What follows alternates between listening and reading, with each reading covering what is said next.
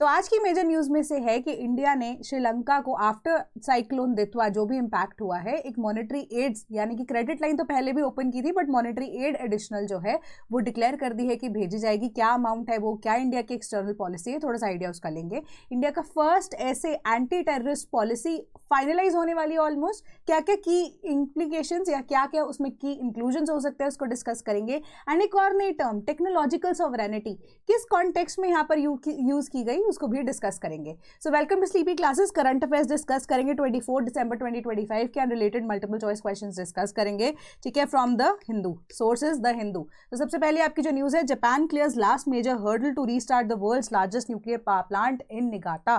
तो अब ये न्यूक्लियर पावर प्लांट जो है 2011 के अंदर बंद कर दिया गया था। नाम क्या था इसका? काशीवाजा का कक्की करेवा, ठीक है। तो ये जो नाम है पहले भी हमने डिस्कस किया है कि ऑब्वियसली बात है कि जो सुनामी आई उसके बाद यहाँ पर बंद कर दिया गया। इसे बेसिक आइडिया यही था कि 2011 के अंदर कि सुनामी की रिस्क की वजह से बहुत ज़्यादा यहाँ पर आप देख सकते हो कि तहलका भी मचा, even the people loss their lives and multiple चीज़ें ऐसी थी। तो उस टाइम पे भी अगर आप देखो तो जो जापान है उनकी इकोनॉमी है वो भी ग्रो कर रही थी, ग्रो तो कर रही थी बट अब मेजरली डिपेंडेंट भी ये लोग वहीं पे थे पावर प्लांट के ऊपर।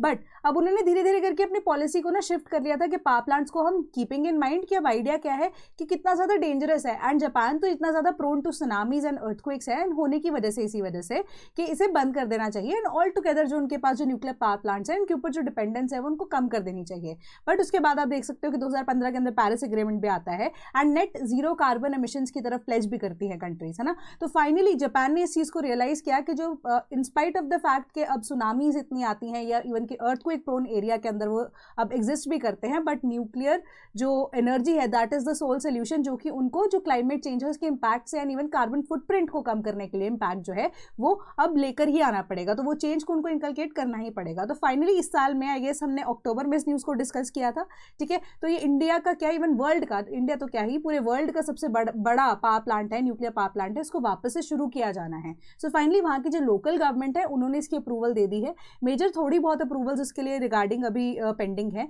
तो देयर आर चांसेस कि इन the coming few years 3 to 4 years का एस्टिमेट लेकर चल रहे हैं, इसे वापस से रिज्यूम कर दिया जाएगा, ठीक है। तो of the 57 commercial reactors 13 are currently in operation, 20 को ऑफलाइन यहाँ पर घोषित किया था and 24 others are being decommissioned. तो अब इसके अंदर क्या क्या चेंजेस लेकर आने चाहिए एंड किस किस को वापस से रिकमीशन करना है, किसके अंदर यहाँ पर चेंजेस की रिक्वायरमेंट है, अपग्रेडेशन की रिक्वायरमेंट है, उसकी बेसिस पे इसको वापस से फुली ऑपरेशनलाइज करने की बात जापान की गवर्नमेंट कर रही है। तो इससे रिलेटेड सिंपल सा क्वेश्चन डिस्कस करते हैं। Consider the following pairs nuclear power plants and their countries. Bruce Canada, Angra Brazil, Embalse जो कि है Argentina. How many pairs are correctly matched and ये currently operational nuclear power plants हैं। तो उसी के बेसिस पे क्वेश्चन का correct answer is option number C. तीनों के तीनों यहाँ पर करेक्टली मैच्ड हैं, ठीक है। अर्जेंटीना इज एम्बाल्स, ठीक है। देन उसके बाद अगर आपको यहाँ पर क्वेश्चन में कनाडा भी दिया गया था दैट इज ब्रूस, ठीक है। उसके बाद अगर आप बेल्जियम का भी आपसे पूछा जाए तो डोल यहाँ पर आपको जब किसी भी तरीके से आप इसको प्रोनाउंस कर सकते हो, वैसे डोल बोलते हैं। देन ब्राजील के केस में एंग्रा। 1 2 3 एंड एवरीथिंग जो है वो नंबर ऑफ रिएक्टर्स होते हैं, ठीक है। तो उसी के बेसिस पे करंटली अभी एक्टिव है एंड कौन से साल में एक्टिव हुए थे वो भी आपको यहाँ पर बताया जा रहा है। So the correct answer is option number C. तो आपकी इन्फॉर्मेशन को ऐड करने के लिए ही था ये कि ये तीनों के तीनों करंटली ऑपरेशनल है, कौन से साल में ऑपरेशनल हुए, कौन सी कंट्री के अंदर ये एग्जिस्ट करते हैं। Then with 4500 crore push SCL Mohali में still not be cutting edge. SCL क्या है? सेमीकंडक्टर्स लिमिटेड, जो अब यहाँ पर कंपनी है। इवन कि आई कैन अनाउंस कि जहाँ पे स्लीपी का ऑफिस है उसके बिल्कुल साथ वाला जो आप कह सकते हो दीवार है, वहाँ से सेमीकंडक्टर्स की जो फैक्ट्री है वो शुरू होती है ना। सो वो काफ़ी टाइम बाद हमें पता लगा था कि ये वही इंडस्ट्री है, वही कंपनी है। तो चलो अब उसकी अपग्रेडेशन के लिए यहाँ पर सरकार ना 4500 करोड़ रुपीज़ खर्चने की बात कर रही थी। सो अब 1980 यू कैन से 9 के अंदर ये ऑपरेशनल हुई थी, ठीक है। तो उस टाइम पे 1989 के अंदर जब ये ऑपरेशन हुई थी, कटिंग एज टेक्नोलॉजी यानी कि लेटेस्ट टेक्नोलॉजी से जो भी चीजें रिक्वायर्ड थी, ठीक है, वो ये प्रोवाइड करती थी। जैसे कि अब सेमीकंडक्टर्स में चिप्स यूज करते हैं, क्योंकि उस टाइम पे नया नया आप कह सकते हो इंडिया के अंदर मॉडर्नाइजेशन इंक्लूड की जा रही थी, नई नई इंडस्ट्रीज यहाँ पे सेट डाउन की जा रही थी। बट 1989 के टाइम पे देखो आप लाइसेंसिंग भी हुआ करती थी। तो 1991 से पहले जबकि LPG रिफॉर्म्स है उससे पहले इंडिया का काम क्या था या गवर्नमेंट क्या चाहती थी कि सब कुछ इंडिया के अंदर डोमेस्टिकली प्रोड्यूस हो। तो उस टाइम पे 1989 में जब इस कंपनी को खोला गया तो अब ये एज अ रिसर्च इंस्टीट्यूट भी काम करती है, ठीक है। तरह से लैब की तरह भी काम करती है और मैन्युफैक्चरिंग के लिए भी ये काम करती है ना। सो अब ये सारे प्रोसेसेस के अंदर सेमीकंडक्टर्स की आप देखो कि इनकी डेवलपमेंट ऑफ चिप्स के लिए उस टाइम पे कटिंग एज टेक्नोलॉजी मानी जाती थी, latest technology kind of chips provide करने के लिए मानी जाती थी। बट उसी साल 1989 के अंदर यहाँ पर आग लगती है एंड उसके बाद से लेको देखो अभी तक भी ये कटिंग एज टेक्नोलॉजी यानी कि लेटेस्ट टेक्नोलॉजी तक नहीं पहुंच पाई है। तो ये जो आपको न्यूज़ कह रही है वो ये कह रही है कि इवन 4500 करोड़ रुपीस अगर सेंट्रल गवर्नमेंट इसमें इन्वेस्ट भी करती है तो भी अगर आप देखो ये कटिंग एज टेक्नोलॉजी प्रोवाइड नहीं कर सकती। क्यों? क्योंकि 1989 से लेकर अब तक कितना लैग, कितना डिफरेंस यहाँ पर आ चुका है।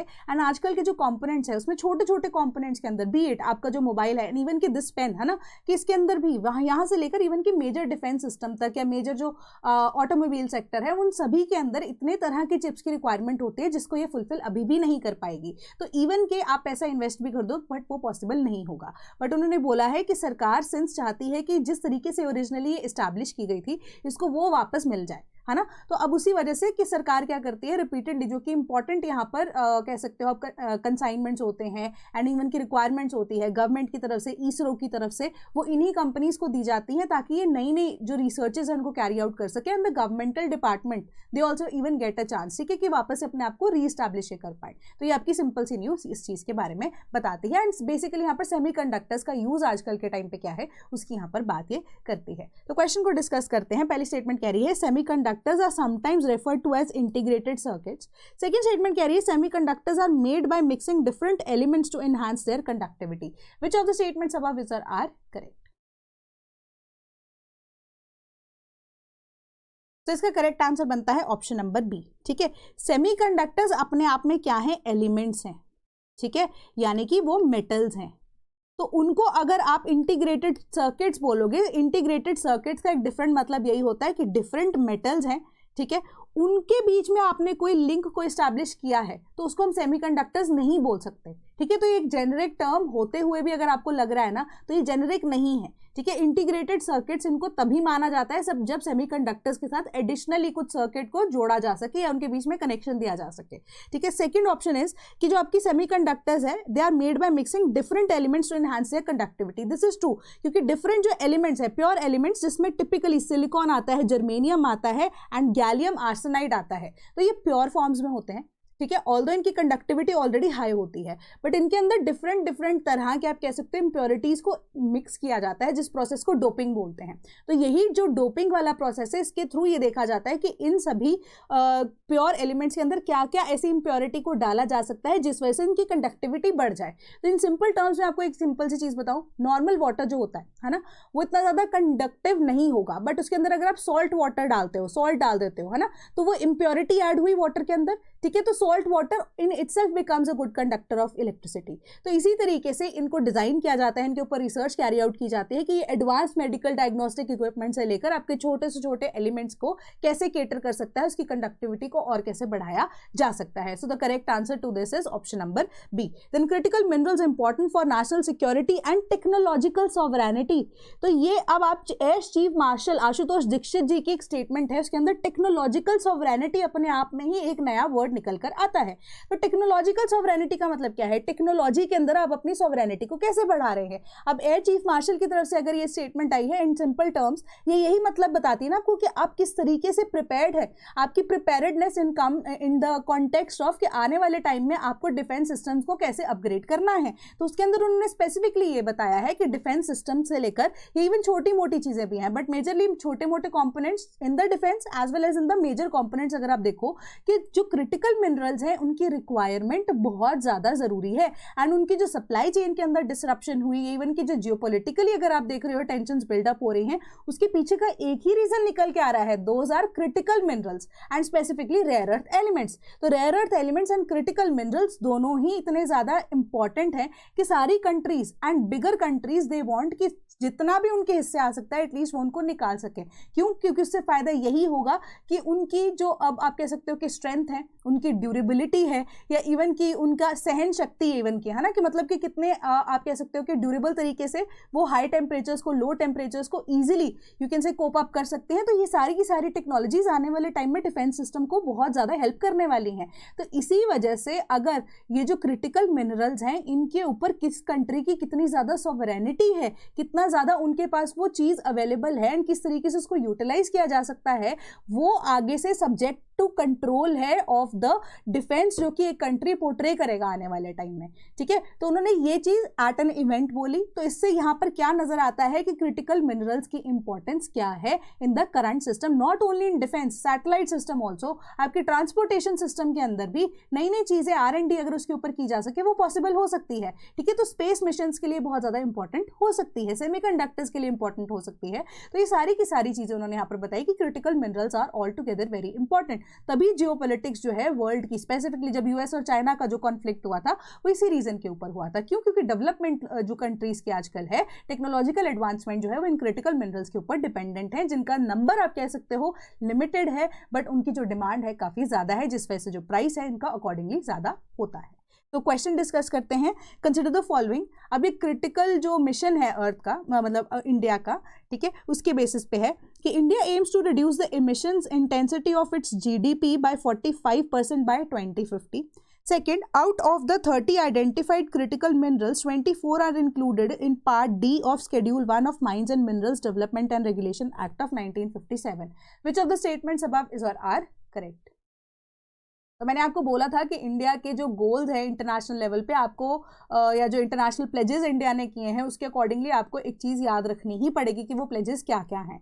ठीक है, तो पहली स्टेटमेंट आपकी इनकरेक्ट है क्योंकि जो प्लेज में आपको ईयर दिया गया है ना वो इनकरेक्ट है। 2030 तक इंडिया चाहता है कि अपनी इमिशंस की इंटेंसिटी जीडीपी के अकॉर्डिंगली 45% से रिड्यूस कर दे एंड 2030 तक। ठीक है, एंड ये लेवल को किसके साथ कंपेयर किया जा रहा है? बेस ईयर यहाँ पर कंसिडर किया जा रहा है 2005। ठीक है, एंड 30 आइडेंटिफाइड जो क्रिटिकल मिनरल्स हैं, 24 जो है डायरेक्टली यहाँ पर इंक्लूडेड थे from the part D of schedule 1 of mines and minerals development and regulation act of 1957। ठीक है, तो 45% by 2030 2005 levels, 50% electrical power capacity non fossil fuel से सोर्सेज से by 2030 and reach net zero carbon emissions जो by 2070। तो ये line अपने आप में ही बहुत ज़्यादा इंपॉर्टेंट है, तो इसको तो स्क्रीनशॉट लेकर या खुद से कहीं पर लिखकर अपने नोट्स में इन्वायरमेंट वाले में कहीं पर भी चिपका सकते हो, जहाँ पर आप रिन्यूएबल एनर्जी की बात करते हो, इंडिया की जो ग्लोबल प्लेजेस है उनकी बात करते हो।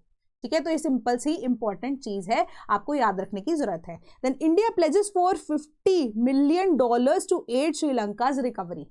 अब साइक्लोन दितवा में इमीडिएट इम्पैक्ट जैसे भी लैंडफॉल हुआ, इंडिया ने वहाँ पर हेल्प भेजी। ठीक है, अपनी क्रेडिट फैसिलिटीज़, क्रेडिट लाइन जो है वो इंडिया ने ओपन कर दी श्रीलंका के लिए। बट यूनाइटेड नेशंस की तरफ से ये भी आई थी इन्फॉर्मेशन हमें कि जितनी भी एड अभी श्रीलंका को प्रोवाइड की गई है वो इम्पॉर्टेंटली मिली तो है बट वो एडिक्वेट नहीं है, इतनी ज़्यादा अभी आप कह सकते हो इतनी ज़्यादा भी वो अभी तक हमारे पास जो कलेक्शन है फॉर श्रीलंका वो नहीं है कि रीडेवलपमेंट प्रॉपर तरीके से की जा सके। तो उन्होंने क्या कहा था? उन्होंने कहा था कि आपको ओपनली कंट्रीज़ को they should come forward for humanitarian add purposes. ठीक है, कि आप श्रीलंका के अंदर आप हेल्प आउट कर सको। तो बाकी नेशंस का तो पता नहीं, बट इंडिया ने अभी अनाउंस किया है $450 million का फॉर श्रीलंकाज रिकवरी। ठीक है, तो ऑपरेशन अब आप कह सकते हो सागर बंधु के तहत इंडिया ने ऑलरेडी यहाँ पर हेल्प भी प्रोवाइड की। एंड इवन की मिनिस्ट्री ऑफ एक्सटर्नल अफेयर्स या minister of external affairs S Jaishankar ji भी अभी श्रीलंका के दौरे पे थे। ठीक है, उन्होंने वहाँ पर जाकर जब ये एड की यहाँ पर सपोर्ट की जो अनाउंसमेंट की, एंड इवन की जो इंडिया की एम्बेसीज है वहाँ पर उसके अकॉर्डिंगली भी जब ये अनाउंसमेंट की गई तो श्रीलंका ने भी वेलकम किया है ये इंडिया का मूव।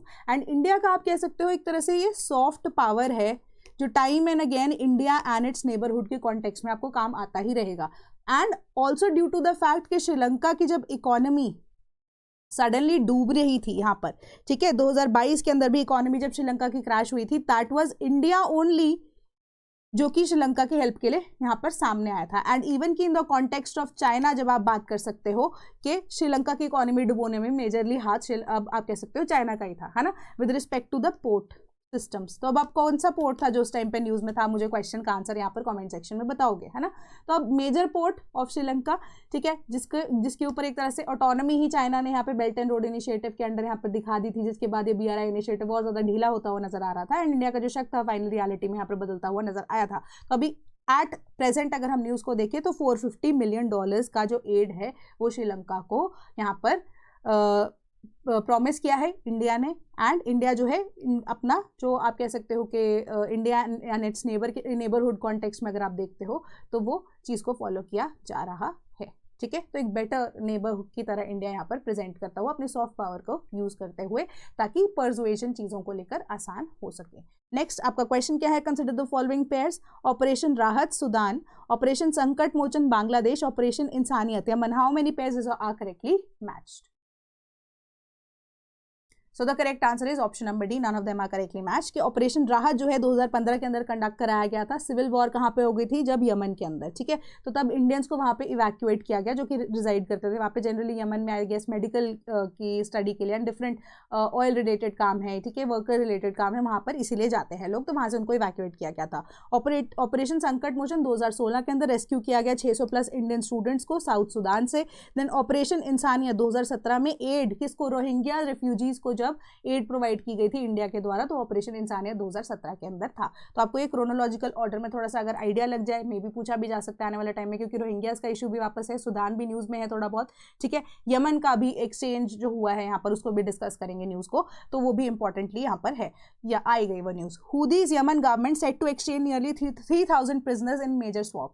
तो आपको पता है यमन के अंदर सिविल वॉर वाली कंडीशन तो चल ही रही है ना, आसपास वाले जितने भी नेशंस हैं उनके भी आप कह सकते हो कि लोग जब इधर से उधर यहाँ पर ट्रैवल करते हैं ऐसी वॉर लाइक सिचुएशन के अंदर, तो अब क्या था कि प्रिजनर्स बनाया गया 2015 ऑनवर्ड्स। अगर आप देख रहे हो ये सिचुएशन जो चलती जा रही है, बहुत ज्यादा इंसर्जेंसी चलती है, 10 साल हो चुके हैं इस चीज को। ठीक है, तो अब जो नेबरहुड कंट्रीज के अंदर आप देख सकते हो कि ये जो हुदीज एंड इवन यमन वाली सिचुएशन है, इसके अंदर अब एक मेजर सीज फायर तो डिक्लेयर हो ही गई है। मीडिएशन का जो प्रोसेस है 14-15 दिन से भी चलता जा रहा था। ठीक है, फोर्टनाइट यानी कि 14-15 डेज से ये फाइनली डिसाइड हुआ है कि इवन के जो एक साइड के लोग हैं, इवन आप कह सकते हो Sudanese people are involve in this. ठीक है, यू कैन से कि इवन के सऊदी के लोग भी इसके अंदर बहुत सारे हैं, तो इंटरनेशनल मतलब जो लोग हैं वो भी इन्वॉल्व हैं इसके अंदर, जो कि प्रिजनर्स है काफी टाइम से, है ना। तो इसी की वजह से अब यमन के जो लोग हैं उनको भी रिलीज किया जाएगा एंड हुदीज जो है फाइनली उनको भी यहाँ पर रिलीज किया जाएगा। तो ये बिगेस्ट एक्सचेंज की तरह आप एक तरह से लगा सकते हो कि बिगेस्ट एक्सचेंज ऑफ रिफ्यूजीज अभी तक की नेगोशिएशन के अंदर वो पॉसिबल हो सकती है, बट देयर आर चांसेस कि बहुत सारे ऐसे इंसर्जेंसी की वजह से इस चीज को रोका जा सके, but the people international community भी जो है एंड इवन की जो मीडिएटर्स है दे आर कीपिंग एन आई कि इस चीज को यहाँ पर पीसफुली कंडक्ट किया जा सके। सिंपल सी ये न्यूज थी। Then Australian state set to pass tougher gun and hate speech laws. तो बेसिकली आपको पता है कि जो अब बॉन्डाई मास शूटिंग हुई, इसके अंदर many people loss their life, recently अभी न्यूज़ में भी था। तो मास शूटिंग की वजह से अब यहाँ पर क्या है कि जो लोकल एडमिनिस्ट्रेशन है उन्होंने भी इस चीज़ पे चिंता जताई एंड ऑस्ट्रेलिया की जो स्टेट है या जो गवर्नमेंट है, उनकी पार्लियामेंट है, वो इस रूल को, लॉ को पास करने वाली है कि maximum number of arms and ammunition एक व्यक्ति जो रख सकता है वो 10 से ज़्यादा नहीं होंगे। ठीक है, जिसमें फायर आर्म्स एंड जिसके अंदर फार्मर्स भी हैं एंड इवन के डिफरेंट फायर आर्म्स जो हैं वो मैक्सिमम, फायर आर्म्स के अंदर जरूरी नहीं है कि आप बुलेट रखें, फायर आर्म्स के अंदर आपकी डिफरेंट चीजें भी और इंक्लूड होती हैं। ठीक है, नॉट नेसेसरली अ बुलेट जो कि नॉर्मल बुलेट होता है उसके अलावा भी, तो 10 से ज्यादा उसकी लिमिट यहाँ पर नहीं होगी। ठीक है, उसको पास करने की यहाँ पे बात की जा रही है, हेट स्पीच को यहाँ पर कर्ब करने की बात की जा रही है एंड ये this is for the second time the Australian government is taking such a decision. कि 1996 के अंदर भी एक ऐसा सिमिलर इंसिडेंट हुआ था, शूटिंग हुई थी, जिस वजह से अप्रॉक्सीमेटली आप देखो कि 35 लोग जो हैं पुलिस फायर आर्म्स की वजह से दे लॉस्ट देयर लाइफ्स। तो अब इसी वजह से for the second time hate speech के ऊपर and the fire emanations and fire arms के ऊपर यहाँ पर लिमिट लगाने की बात ऑस्ट्रेलिया की गवर्नमेंट कर रही है। देन फ्लड गेट्स जो हैं एल चुलिनो डैम, ठीक है, न्यूवो लियोन के अंदर, वो स्पेसिफिकली मेक्सिको के द्वारा खोला गया क्योंकि इनकी 1944 की वाटर ट्रीटी है यूएस के साथ, मेक्सिको और यूएस की, एंड उसके हिसाब से पानी का कुछ डेट या पानी जो है वो बचा था उनकी तरफ से यूएस को देने के लिए, तो as a method of paying debt वो जो फ्लड गेट्स है उनको खोल दिया गया। ठीक है, तो ये सिंपल सी आपकी न्यूज़ थी। तो बस मेजर आइडिया यहाँ पर यही था कि डैम का नाम आपको पता लग जाए एंड कौन सी कंट्री के अंदर है एंड कौन सी ट्रीटी है, बस। इसके अलावा इन डिटेल आपको एक्स्ट्रा घुसने की जरूरत नहीं है। अगर एक्स्ट्रा घुसना है तो जितना मर्जी आप पढ़ते रहो, तो there is no end to it. तो एक डेप्थ जो है, एक लिमिट जो है, जितना आपका सिलेबस अलाउ करता है, जितना आपको पता होना चाहिए उतना ही डिस्कस करेंगे। Then Russian strike could collapse Chernobyl shelter plant director. तो जो प्लांट डायरेक्टर है चेर्नोबिल, तो अभी रिसेंट आप देखो कि जब से लड़ाई चल रही है उस लड़ाई के ऑनवर्ड्स भी पहले एक बार जो है अटैक या डायरेक्ट स्ट्राइक जो है चेर्नोबिल के ऊपर हो गया है रशिया के द्वारा। यूक्रेन के अंदर करंटली फॉल करता है, वैसे सोवियत एरा के अंदर जो है वो यूएसएसआर का एक पार्ट हुआ करता था। तो after the downfall of USSR in 1991, तो उसके बाद जो चेर्नोबिल है वो पावर प्लांट वो यूक्रेन के अंदर यहाँ पर फॉल करता है। तो जब से लड़ाई शुरू हुई है, लड़ाई के बाद से एक डायरेक्ट जो है अभी ऑलरेडी हमला या अटैक रशिया के द्वारा इसके ऊपर किया जा चुका है, जिसके अंदर स्पेसिफिकली उस टाइम पे प्लांट के डायरेक्टर ने बोला था कि जो मेजर अब सेफ्टी प्लान है वो ऑलमोस्ट खत्म हो चुका है, एंड देयर आर चांसेस कि अगर एक और अटैक इसके ऊपर होता है तो जो रेडिएशन लेवल्स हैं they again start to leak. ठीक है, जो रेडिएशन लेवल ऑलरेडी यहाँ पर हाई है कि बट ये जो लीकिंग है ये वापस से शुरू हो जाएगी। तो इसका मतलब ये है कि we should be careful of the fact कि इसके ऊपर दोबारा से कोई अटैक ना हो। तो एक इनडायरेक्ट मेथड यू कैन से कि हाँ थोड़ा सा ये तरीका है कि अगर एक अटैक रशिया की तरफ से यहाँ पर और होता है तो there is a chance of a major disaster that could come into effect in the coming days, अगर ऐसा कुछ होता है। Then India become Samsonite's biggest manufacturing base. Samsonite एक कंपनी है, अगेन सेमीकंडक्टर्स चिप से रिलेटेड है। तो बस मैं आपको ये बताना चाहती हूँ कि 250 करोड़ रुपीस की इन्वेस्टमेंट ये की गई थी। सैमसोनाइट जो है बेल्जियम एंड इवन हंगरी, वैसे अमेरिकन कंपनी है, ठीक है, बेल्जियम और हंगरी के अंदर इनके मेजर बेसिस हुआ करते थे प्रोडक्शन के लिए, बट अब इंडिया ने एक्सीड कर लिया है इन दोनों नेशंस को, एंड बिगेस्ट मैन्युफैक्चरिंग यहाँ पर बेस जो है सैमसोनाइट का वो इंडिया बन चुका है। एंड अगर आप देखोगे कि ये 2021 में कोविड के टाइम पे ये आप कह सकते हो कि फैक्ट्री को लगाया गया था, एंड धीरे धीरे करके जो कॉर्पस है वो 250 करोड़ रुपीज़ ही था। कॉर्पस के साथ साथ अगर आप देखो कि यहाँ पर डेवलपमेंटल लेवल इतना ज़्यादा हो चुका है, फ्रेंचाइजी मॉडल के बेसिस पे डिफरेंट तरह के या डिफरेंट एरियाज़ के अंदर भी इनके जो आप कह सकते हो कि कंपनीज हैं, इवन के छोटे छोटे ऐसे शोरूम्स हैं, उनको भी खोला जा रहा है इंडिया के अंदर। तो अब यही बात बताई गई है कि 1000 से ज़्यादा स्टोर्स जो हैं वो सैमसोनाइट के इंडिया में खुल चुके हैं। That is the simple news. Then junta using violence intimidation to force people to vote. United Nations के जो चीफ है उनकी तरफ से बेसिकली ये स्टेटमेंट आई है। स्टेटमेंट यही आई है कि यहाँ पर म्यांमार के कॉन्टेक्स्ट में, ठीक है, कि म्यांमार की जो गवर्नमेंट है वो भी वो इलेक्शन करवाना चाह रही है, एंड दे आर सेइंग कि फ्री एंड फेयर इलेक्शंस जो है यहाँ पर कंडक्ट कराए जाएंगे, जो म्यांमार के हुंता है उनकी तरफ से, क्योंकि सिविल वॉर वाली सिचुएशन वहाँ पर भी चल रही है, तख्ता पलट तो ऑलरेडी यहाँ पर करने की बात की जा रही है ना। तो अभी जो इंसर्जेंसी है उसको यहाँ पर एक तरह से बोला जा रहा है कि एक मास्क वर्जन है, जिसके अकॉर्डिंगली आप सिर्फ अपनी लीडरशिप को प्रूव करना चाहते हो कि देखो लोगों ने तो हमें यहाँ पर वोट दिया है, कि अब आप किसी के सर पे बंदूक रख दोगे एंड बोलोगे कि किसी को वोट करो, एंड फाइनली डिसीजन या आउटकम आपको ऑलरेडी पता है, तो आप ये डिक्टेटरशिप को वापस से लेकर आने की बात कर रहे हो। कि डेमोक्रेसी तो यहाँ पर 2021 के अंदर म्यांमार के अंदर एग्जिस्ट ही नहीं की, क्योंकि आन सैंग स्यूंग की जो है वो ऑलरेडी यहाँ पर होम अरेस्ट के अंदर ही है, एंड अभी वो कहाँ है, उनके वेयर अबाउट्स जो है वो कई बार पता लगते हैं, कई बार नहीं भी पता लगते। तो उन्होंने ये चीज़ बोली है कि अभी जो करंटली यहाँ पर जो मिलिट्री हुंता है कि वापस से वो तख्ता पलट कर रहे हैं, कि डेमोक्रेसी की किलिंग ये वाला प्रोसेस जो है वो हो रहा है, एंड फ्री फेयर इलेक्शन यहाँ पर म्यांमार के अंदर कंडक्ट कराए जाएंगे। तो उनको तो ऐसा नहीं लगता है फॉर देम कि अभी इलेक्शन को कंडक्ट कराना म्यांमार के अंदर वो ऑटोमेटिकली क्या है, अनफैथमेबल है। सिचुएशन जो है वो बिल्कुल भी करेक्ट यहाँ पर नहीं है, and the situation is not correct in context of free and fair elections. तो ये यहाँ पर ज्यादती ही की जा रही है लोगों के साथ। देन नेक्स्ट न्यूज आपकी क्या कहती है, Indian equities delivered lowest dollar returns to FPIs in 2025 as rupee fell. तो अब यहाँ पर क्या है, इंडिया की जो इक्विटीज है लोएस्ट डॉलर रिटर्न्स दे रही है एफपीआईज के अंदर। यहाँ पर अब क्या चीज़ है, मेजर सी चीज़ यहाँ पर यही है कि इंडियन रुपी जो है वो सस्ता हो गया एज कम्पेयर टू डॉलर, ठीक है, यानी कि डॉलर इंडियन रुपी के लिए महंगा होता जा रहा है। बट अगर आप देखो लिक्विडेशन का प्रोसेस हम पहले भी डिस्कस करते आए हैं कि जो अब फॉरेन प्लेयर्स हैं, एफपीआईज हैं, इवन एफडीआईज हैं, फॉरेन इंस्टीट्यूशंस हैं, एफआईआईज हैं, वो इंडिया के जो अब अपने शेयर्स हैं उनको लिक्विडेट कर रहे हैं, जिस वजह से इंडिया के अंदर जो रुपी का आप कह सकते हो सप्लाई है वो बढ़ गया है, जो कि इन टर्म्स आगे क्या है यहाँ पर कर रहा है कि सप्लाई ऑफ रुपी बढ़ गई तो ऑब्वियसली वो डॉलर के अगेंस्ट डिवैल्यू होता जा रहा है। यही प्रोसेस चल रहा है। दूसरी बात है कि अब टैरिफ यूएसए की तरफ से लगा दिए गए, उस वजह से भी इंडिया के जो मार्केट है वो बेटर तरीके से परफॉर्म नहीं कर पाई। क्यों? क्योंकि जो इन्वेस्टर्स चाह रहे थे वो पॉसिबल नहीं हो पाया, क्योंकि जो टारगेट मार्केट है उसको यहाँ पर रीच आउट ही नहीं किया जा रहा उनकी तरफ से ही। आप कह सकते हो कि अब एक तरह से हमारे ऊपर इंपोर्ट ड्यूटी जब लगाई जा रही है तो एक्स्ट्रा वो कॉस्ट जो है एक प्रोडक्ट की महंगी पड़ रही है, तो लोग भी उसके अंदर इंटरेस्ट यहाँ पर नहीं ले रहे हैं।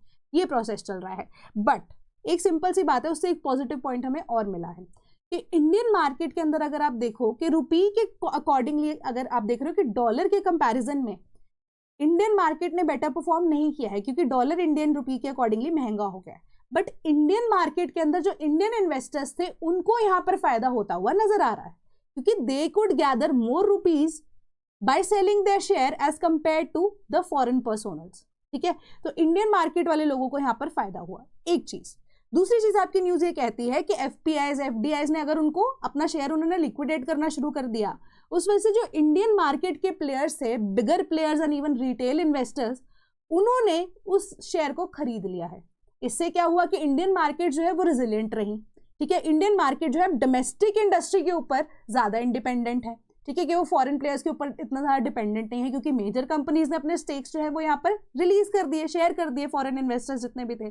तो इससे थोड़ी सी हड़बड़ाहट इंडियन मार्केट में इनिशियली हुई, बट जो कि है अब डोमेस्टिक प्रोड्यूसर्स थे एंड इवन के जो बड़े कंपनीज जो थी या शेयर होल्डर्स जो बनना चाहते थे, इवन रिटेल इन्वेस्टर्स थे, ठीक है, उन सब ने यहाँ पर वो शेयर को भी खरीद लिया। ठीक है, इस वजह से क्या हुआ, उनको रिटर्न्स यहाँ पर बेटर मिले। तो बट उन्होंने इस चीज को बोला कि फॉरेन कंपनीज को इन द लॉन्गर रन अगर हम देखेंगे, क्योंकि अभी वॉलेटिलिटी के बेसिस पे इंडिया के लिए सही चल रहा है, बट लॉन्गर रन में अगर हम इस चीज को देखें वो इतना पॉसिबल नहीं हो पाएगा। क्यों? क्योंकि अब कोई खरीद रहा है तो कोई बेचने वाला होना चाहिए, कोई बेचने वाला है तो उसके लिए कोई खरीदार भी तो होना चाहिए ना। अभी के लिए एफडीआईज या एफपीआईज जो है वो बेचने के लिए तो अवेलेबल थे, खरीदार मिल गए, बट कल को अगर इंडियन इन्वेस्टर्स अपना शेयर लिक्विडेट करना चाहते हैं तो उनको खरीदार ही नहीं मिलेगा। ठीक है, क्योंकि वो डोमेस्टिक मार्केट के अंदर ही है। एंड ग्लोबलाइजेशन का उसूल यही करता है कि अट्रैक्टिव पार्टनर्स आपको ढूंढने पड़ेंगे, पार्टीज को ढूंढना ही पड़ेगा। तो उन्होंने बोला इस टाइम पे, क्योंकि इंडियन जो शेयर्स है वो बहुत ज़्यादा ओवर वैल्यूड है एंड एक मेजर मार्केट की करेक्शन की यहाँ पर रिक्वायरमेंट है। अभी ऑल दो इंडियन मार्केट्स के लिए बिल्कुल सही चल रहा था, बट अभी भी अगर हमें रिक्वायर्ड है फॉर द लॉन्गर प्रोसेस, तो अभी जो ओवर वैल्यूएशन है ना, उसके लिए एक मेजर करेक्शन इंडिया की मार्केट में आनी जरूरी है, ताकि अब जो फॉरेन इन्वेस्टर्स हैं वो एटलीस्ट सस्ते में कोई खरीदना चाहेगा ना, जब उनको पता है कि पोटेंशियल मार्केट की क्या चल रही है एंड डॉलर के अकॉर्डिंगली उनको कितना पैसा इन्वेस्ट करना है, एंड ताकि वो प्रॉफिट जो डॉलर में कमा सके। ठीक है, तो वो चीज़ जो है वो तभी पॉसिबल होगी जब मेजर मार्केट करेक्शन आए, इंडिया की जो रुपी है उसकी वैल्यू थोड़ी सी बेटर हो।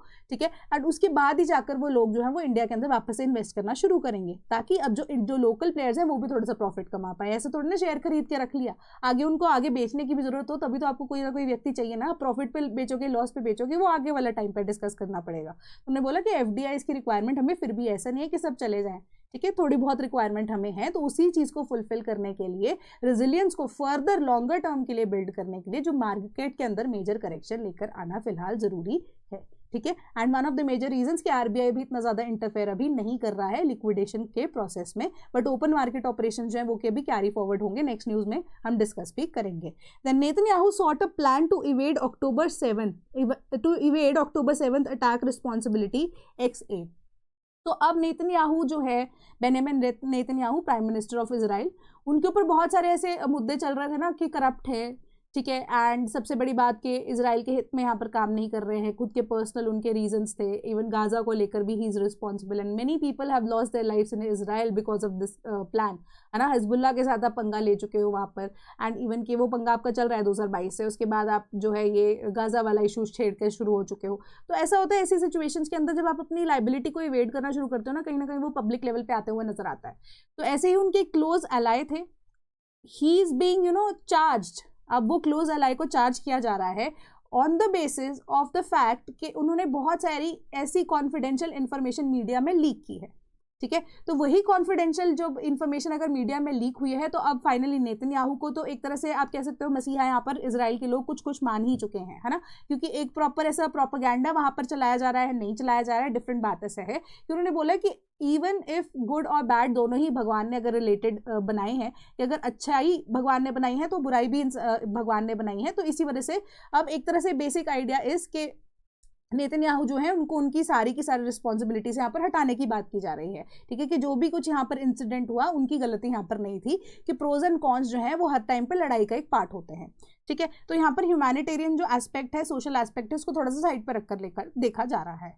तो ये सारी सिचुएशन को ध्यान में रखते हुए अब जो उनके एड थे, अब जिन्होंने ये इन्फॉर्मेशन को लीक किया, उन्होंने यही चीज़ बताई है कि गाजा को कहीं पे भी छोड़ने का कोई प्लान, ये जो 2 नेशन थ्योरी आप प्रपोज कर रहे हो वो इजराइल का कहीं पे भी नहीं है। They're already under the impression, Israel जो है वो यही चाहता है कि गाजा के अंदर छोटे छोटे चेक पॉइंट्स जो है हम बनाएंगे, एंड इजराइल कभी भी गाजा का पीस ऑफ लैंड या कोई भी नेशन अपना पीस ऑफ लैंड यहाँ पर नहीं देना चाहता, स्पेसिफिकली इजराइल। ठीक है, तो ऐसी मेजर उन्होंने यहाँ पर चीज़ें बताई। उन्होंने ये बताया कि October 7th को जो अटैक यहाँ पर हुआ है उसकी भी रिस्पॉन्सिबिलिटी यहाँ पर वो नहीं लेना चाहते थे, बिकॉज अकॉर्डिंग टू नेतन्याहू के वॉर के अंदर जो भी है ऐसी कॉन्सिक्वेंसेज या कैजुअलिटीज होती ही रहती हैं। बट ऑल्दो उनके ऊपर यही चीज़ का इम्पैक्ट जो है, या इवन की इल्ज़ाम भी इसी चीज़ का लगाया गया है कि maximum Israeli people have lost their life जब से नेतन्याहू पावर के अंदर आए हैं। तो ये सिंपल सी न्यूज़ थी। देन नेक्स्ट न्यूज़ आपकी क्या कहती है, RBI announces fresh measures to inject 2.90 lakh crore liquidity. हमने ये न्यूज़ ना पहले भी डिस्कस की थी ओपन मार्केट ऑपरेशंस की, और हमने ये डिस्कस किया था कि 4 फेजेस के अंदर वो लागू होगा कि गवर्नमेंट की जो सिक्योरिटीज है वो आरबीआई परचेज करेगा गवर्नमेंट से, एंड खुद से बेचने की यहाँ पर बात चल रही है ना। बट ये 4 फेजेस कौन से थे, उसमें सिर्फ फर्स्ट फेज की हमने बात की थी, बाकी 3 फेजेस जो है उनके बारे में अब यहाँ पर बता दिया गया है कि 2 लाख करोड़ की अब जो करेंसी एक्सचेंज की भी बात की थी उस टाइम पे भी, एंड ओपन मार्केट ऑपरेशंस की भी हमने डायरेक्टली बात की थी, ठीक है। तो फ्रेश मेशर्स जो है वो लिए जा रहे हैं, एंड 4 यहाँ पर डिफरेंट डेट्स हैं, ठीक है। कौन सी है, 29 दिसंबर की हमने डिस्कस की थी, 50,000 crore, I remember that, and January 5th 2026, January 12th and January 22nd, ठीक है। और डॉलर रुपी स्वैप ऑक्शन होगी जनवरी 13th को, एंड ये पूरी की पूरी डेट्स एंड सारी आपको यहाँ पर बता दी गई हैं। तो आरबीआई के डेटा के अकॉर्डिंगली उन्होंने बेची हैं 11.88 billion of the amount in the interbank forex market in October 2025, क्योंकि अब डॉलर महंगा हो गया इंडिया के लिए, तो इंडिया के पास या आरबीआई के पास डॉलर्स के जो रिजर्व्स है वो भी कम होते जा रहे थे, क्योंकि अब वो डॉलर वहां से बेचे जा रहे हैं, रुपी का जो इन्फ्लक्स है वो बढ़ गया था, तो अब क्या है वो डॉलर परचेज करना चाह रहे हैं और रुपी जो है उसको यहाँ पर कम कर रहे हैं, है ना। तो इसी वजह से ये जो है जो स्वैप है वो शुरू किया जाएगा। Then maternal mortality dropped as institutional deliveries rose to 89% says health minister. Health minister ने ये बोला है कि इंडिया की जो मोर्टेलिटी रेट है, मोर्टेलिटी रेट में भी मैटरनल मोर्टेलिटी रेट है, यानी कि बच्चा पैदा जब होता है उन तब से लेकर 1 साल के अंदर अंदर तक मदर की डेथ एंड इवन की जो बच्चा है उनकी जो अब हेल्थ है उसके अकॉर्डिंगली वो भी इंप्रूवमेंट हुई है कि 89% तक इंस्टीट्यूशनल डिलीवरीज यानी कि हॉस्पिटल के अंदर जो डिलीवरीज है वो हो चुकी हैं। And the major idea behind stating this is कि एक मेडिकल कॉलेज जो है वो खोला जाना था, ठीक है, मेडिकल कॉलेज बैतूल के अंदर एंड सराउंडिंग ट्राइबल एरियाज के अंदर। तो ट्राइबल लोगों को यहाँ पर अवेयरनेस कराने के लिए कि एटलीस्ट इंस्टीट्यूशनल डिलीवरीज के अंदर अगर आप बिलीव करें तो इससे क्या होगा कि maternal mortality rate and even की इन्फेंट मोर्टेलिटी रेट वो दोनों यहाँ पर और ज़्यादा कम होना शुरू हो जाएंगे। तो उसके बाद उन्होंने नंबर्स गिनाए कि 20th सेंचुरी के स्टार्टिंग में एक एम्स दिल्ली के अंदर हुआ करता था, बट अब वो बढ़कर 2014 के बाद से अब तक 23 हो चुके हैं अकॉर्डिंगली। एंड मेडिकल कॉलेजेस जो है धार एंड बैतूल रीजन के अंदर जो कि कंस्ट्रक्ट किए जाने हैं 260 crore rupees and 300 crore respectively, and as per state government की जो स्टेटमेंट है, ठीक है। तो सेंट्रल गवर्नमेंट का भी इसमें रोल होगा, स्टेट गवर्नमेंट का भी इसके अंदर रोल होगा। तो उन्होंने बेसिकली यहाँ पे मेडिकल फैसिलिटीज, हेल्थ फैसिलिटीज को बताते हुए कि कितनी इंपॉर्टेंट है एंड वुमेन को अवेयर कराने के लिए कि इंस्टीट्यूशनल डिलीवरीज इंपॉर्टेंट क्यों है, that is for the safety of the child and as well as of the mother. Then misinformation and digital fraud must be tackled. President की statement है कि मिस रिप्रेजेंटेशन कैसे कि social media एक ऐसा weapon है या एक तरह से वो टूल है कि जिसको आप पॉजिटिवली नेगेटिवली किस तरीके से भी यूज कर सकते हो, तो माइंड को इन्फ्लुएंस कर सकता है, ठीक है। तो अब उन्होंने सरकार को यही चीज बोली है कि एक पीपल सेंट्रिक्स जो सिक्योरिटी है, नेशनल सिक्योरिटी, ठीक है, विकसित भारत के कॉन्टेक्स्ट में अगर आप नोटिस कीजिए कि not only the government but also the private sector, ठीक है, क्योंकि हमारा जो कॉन्स्टिट्यूशन है वो हमें फंडामेंटल राइट्स अगर देता है तो फंडामेंटल ड्यूटीज भी देता है, तो उन्हीं ड्यूटीज को यहाँ पर निभाते हुए, ठीक है, सिर्फ प्राइवेट सेक्टर ही या पब्लिक सेक्टर ही नहीं, दोनों के दोनों आपस में मिलकर इस तरीके की पॉलिसीज को डिजाइन कीजिए कि किस तरीके से किसी का डेटा लॉस ना हो, ठीक है, किसी भी तरह की इम्पर्सोनिफिकेशन भी ना हो पाए, ठीक है, किसी तरीके से जो यहाँ पर डिजिटल अरेस्ट के जो केसेस इतने ज़्यादा देखने को आए हैं वो भी पॉसिबल ना हो, सबकी प्राइवेसी भी मेंटेन रहे, ठीक है, क्योंकि जो अगर कोई सिटीजन ऑफ इंडिया है तो वो इंडिया में रहना पसंद तभी करेगा ना जब उसके राइट्स की प्रॉपर तरीके से यहाँ पर इम्प्लीमेंटेशन हो पाए। कि अगर आर्टिकल 21 को ही हम जस्टिफाई नहीं कर पाए, राइट टू लाइफ ही अगर हम जस्टिफाई यहाँ पर नहीं कर पाए एंड सेफ्टी सिक्योरिटी ही नहीं है एंड इवन कि किसी भी तरीके से जो डिजिटल मीडिया है वो चेंजेस कर सकती है एंड आपके पर्सनल राइट से आपके बैंक अकाउंट ही सेफ नहीं होगा, आपकी पर्सनालिटी ही यहाँ पर सेव नहीं होगी, किसी भी तरीके से उसको मिसयूज करके अगर किसी भी तरह की इंफॉर्मेशन जनरेट की जा सकती है, so what is the use of living in India, है ना। तो इसी तरीके से सिटीजन सेंट्रिक पॉलिसी अप्रोच को बनाकर रखना जरूरी है, लेकर आना बहुत ज़्यादा जरूरी है ताकि जो सिटीजन है वो सेफ फील कर सके, सरकार अपना काम कर सके, ठीक है, एंड इवन की जो पब्लिक प्लेयर्स हैं, प्राइवेट प्लेयर्स हैं, वो भी अपनी ड्यूटीज को अच्छे से निभाएं, एक रिस्पॉन्सिबल तरीके से निभा पाएं, ठीक है, क्योंकि डिजिटल इंडिया का जो सपना है वो सरकार का है ही। तो create awareness about new rural job act, centre tells states and UTs. तो अब हमें पता है मनरेगा जो है 20 साल पुराना एक्ट, उसको वापस से अब चेंज कर दिया गया है, टोटली रिप्लेस कर दिया गया है, प्रेसिडेंट की असेंट भी उसको मिल गई है, ठीक है। तो भारत गारंटी फॉर रोजगार एंड आजीविका मिशन जो है VBG राम जी एक्ट 2025, इसके अकॉर्डिंगली अब 100 से 125 दिन हो गए, सप्लायर ड्रिवन है, ये सारी चीज़ें हम पहले डिस्कस कर चुके हैं। तो अब सेंट्रल गवर्नमेंट की तरफ से नोटिफिकेशन आई है यूटी के लिए एंड स्टेट गवर्नमेंट के लिए भी कि आप लोगों को बताएं कि मनरेगा के अलावा भी एक्स्ट्रा इन एडिशन ये क्या आपको चीज़ें प्रोवाइड कर रहा है एंड क्या क्या चीज़ें ज़रूरी हैं। जैसे कि मैंने आपको बताया था कि कोडिफिकेशन हो चुकी है उन सब चीज़ों की, जैसे जैसे कि अब आपकी अटेंडेंस लगाने के लिए आपका खुद का बायोमेट्रिक और आपका खुद का चेहरा जरूरी है, ठीक है। पहले वरना मनरेगा के केस में बहुत सारी डिस्क्रिपेंसीज देखी गई थी कि किसी भी रैंडम व्यक्ति की फोटो आप या किसी भी रैंडम चीज की फोटो आप लगा रहे हो, जियो टैगिंग होगी तो मतलब आपका प्रेजेंट होना वहां पर खुद से बहुत जरूरी है। तो उन्होंने बोला कि किस तरीके से सरकार ये स्ट्रिक्टनेस बढ़ा रही है, किस तरीके से ऑपरेशनलाइज किया जाएगा एंड किस तरीके से जो एक्चुअली में व्यक्ति काम कर रहा है उसको उसके हक की कमाई यहाँ पर मिलेगी जियो टैगिंग के प्रोसेस के थ्रू। तो ये सारी की सारी चीजें जो है एक बेटर तरीके से सरकार अवेयर करे, यूटी गवर्नमेंट ऑल्सो और state government also, they should make the person aware कि क्या आप काम कर रहे हो, क्या आपका हक है वहां पर, क्या आपका राइट होगा एंड किस तरीके से आपको आपका राइट डिनाई नहीं किया जा सकता अगर आप काम कर रहे हो, क्योंकि आपके प्रूफ के तौर पे वो जियो टैगिंग प्रोसेसेस जो है वो एग्जिस्ट करेंगे। देन India finalising first anti terror policy. तो हमें पता है कि जो इंडिया की फर्स्ट एंटी टेरर पॉलिसी जो है एक तरह का टेम्पलेट होगी हर तरह की स्टेट्स के लिए कि किस तरीके से अब कोई भी ऐसी सिचुएशन ऑफ टेररिज्म अगर एग्जिस्ट करती है इंडिया के अंदर तो वही टेम्पलेट के बेसिस पे एक एसओपी स्टैंडर्ड ऑपरेशन प्रोसीजर जो है वो ले डाउन किया जाएगा एंड किस तरीके से काम किया जाएगा। एंड सेंट्रल गवर्नमेंट तो है ही इसका part, but national investigation agency जो है वो भी इसका पार्ट है। तो ठीक है, वो टेम्पलेट को सेट करने में वो आपकी हेल्प करेंगे।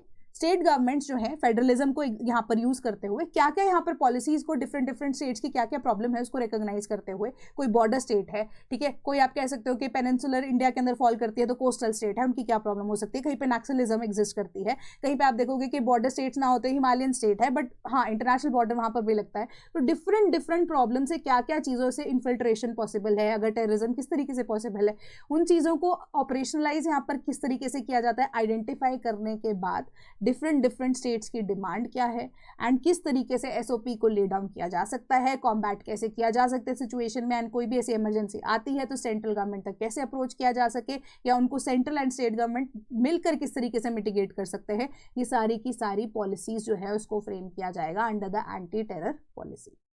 ठीक है, तो कॉन्टेक्स्ट यहाँ पर यही है, the use of national intelligence grid जिसको नेट ग्रिड बोलते हैं। नेट ग्रिड हमने डिस्कस किया था पहले भी, जो कि हमने डिस्कस किया था इन द कॉन्टेक्स्ट ऑफ कि सिर्फ और सिर्फ इंटेलिजेंस एजेंसीज के लिए ये खोली गई थी मनमोहन सिंह सरकार के टाइम पे, बट लेटर ऑन जब बीजेपी एंटर्ड इनटू पावर, ये नेट ग्रिड का जो अब एक्सेस है वो किसको दे दिया गया है, इवन की आपके जो एक कांस्टेबल हैं उन तक के पास ये प्रॉपर इसका एक्सेस अब दे दिया गया है ताकि इजीली जो भी एफआईआर्स वगैरह होती हैं उसको ऑपरेशनलाइज किया जा सके, इवन की जो रजिस्टर भी होती है एफआईआर्स उस डेली बेसिस पे वहाँ पर भी रजिस्टर की जा सके, ताकि मल्टीपल ऐसे केसेस है जो कि मे बी साउथ का लिंक कहीं नॉर्थ पे हो तो अब उस वजह से एजेंट्स को खुद से ना आना पड़े, ठीक है, वहाँ पर वो नेट ग्रिड के थ्रू इन्फॉर्मेशन को एक्सेस कर सके, है ना। तो इन सबको यहाँ पर यूज किया जाएगा। एंटी टेरर पॉलिसी के लिए नेट ग्रिड का बहुत ज़्यादा इंपॉर्टेंस आने वाले टाइम में देखने को मिल सकता है। ठीक है, तो 2026-2027 के batches for UPSC are live now. कोई भी बैच की अगर आप इंक्वायरी करना चाहते हैं तो www.sleepyclasses.com हमारी वेबसाइट है, तो आप जाकर एक बार चेकआउट भी कर सकते हैं कोर्सेज को। नहीं तो आप हमारे टोल फ्री नंबर 1800-890-3043 पे हमें कॉन्टैक्ट भी कर सकते हैं, sleepy.class@gmail.com पे हमें ईमेल भी कर सकते हैं। यूपीपीसीएस का batch is also live now, तो सेम ही website, same toll free number, same Gmail ID, पूछ सकते हैं कोई भी कोर्स की अगर आप इंक्वायरी, वैसे भी कमेंट सेक्शन में हमें बता सकते हैं। एंड कोई भी डाउट होता है न्यूज़पेपर से रिलेटेड, प्लीज़ अपने क्वेश्चंस को टेलीग्राम ग्रुप पे डायरेक्टली मुझसे आप पूछ सकते हैं। ऑल्सो कोई और भी अगर आप न्यूज़ हो, कोई और भी कॉन्टेक्स्ट हो, जनरल क्वेश्चन भी हो, तब भी पूछ सकते हैं मुझसे, ठीक है। तो we'll try to figure it out, कुछ मैं सीखूंगी, कुछ आप मुझसे सीख सकते हो, ठीक है। तो I hope you like the lecture, तो that is all from my side today, thank you so much.